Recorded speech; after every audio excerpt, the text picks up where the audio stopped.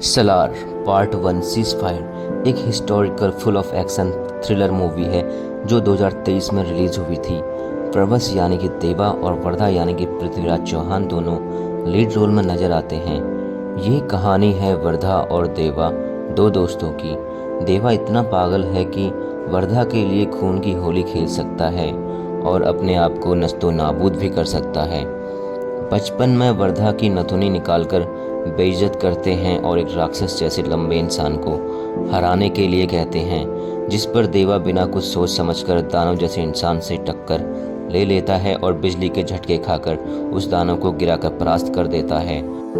अगले सीन में देवा के घर में खानसार के लोग घुस जाते हैं, पर वर्धा अपनी बड़ी रियासत रंगा के पिता को सौंपकर देवा और ईश्वरी माँ को वहाँ से दूर भेज देता है। देवा की माँ देवा से वादा लेती है कि वो दोबारा यहाँ कभी नहीं आएगा, पर देवा वर्धा से वादा करता है जब भी वो बुलाएगा देवा जरूर आएगा। फिर 2017 का दौर दिखाया जाता है जहाँ आध्या विदेश से नई दिल्ली आती है, पर उसके इंतजार में खानसार की रमा मन्नार अपने सैनिकों को आध्या को पकड़वा कर लाने भेजती है, पर एयरपोर्ट से देवा के साथी आध्या को उठा लेते हैं और आध्या के पिता बोलते हैं कि वो जो कहेंगे वैसा ही करना। बिलाल बताता है कि आध्या को बस ईश्वरी माँ ही बचा सकती है, जो कि तिनसुकिया टाउन में एक टीचर है। बच्चों के साथ बर्थडे मनाते हुए ईश्वरी माँ जब देवा के हाथ में एक प्लास्टिक का चाकू देखती है तो खौफ खा के कांप जाती है और चाकू देवा से ले लेती है।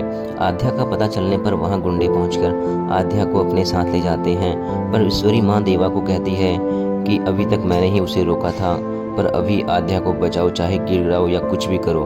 देवा ऐसा तांडव मचाता है कि सभी को झटके से खत्म कर डालता है। आध्या बताती है कि वो अपनी माँ की अंतिम इच्छा यानी कि अस्थियां विसर्जित करने इंडिया आई है।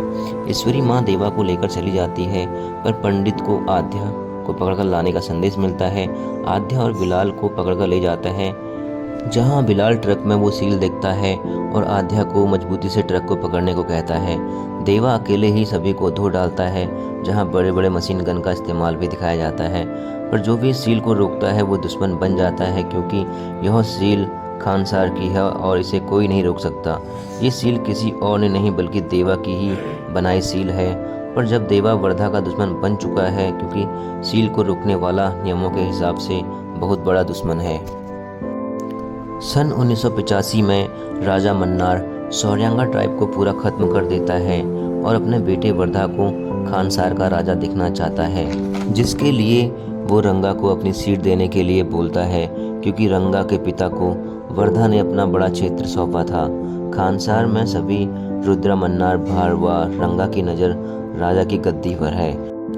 राजा मन्नार जरूरी काम से कहीं चला जाता है और रमा को राज्य संभालने के लिए कहता है और लौटते समय वर्धा को सिंहासन पर देखना है ऐसा बता के जाता है, पर इस बीच रुद्रा भारवा रंगा सारे अपनी सेना को और मजबूत ताकतवर बनाते हैं, जिसमें खानसार में हजारों सैनिकों को लिया जाता है।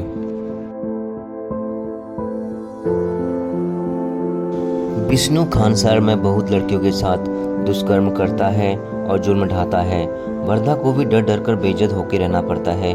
विष्णु इस बार एक छोटी बच्ची के साथ कुकर्म करने वाला है, पर देवा यह सह नहीं पाता और ऐसा तांडव मचाता है कि जमीन लाल हो जाती है और काली माँ का अवतार दिखता है।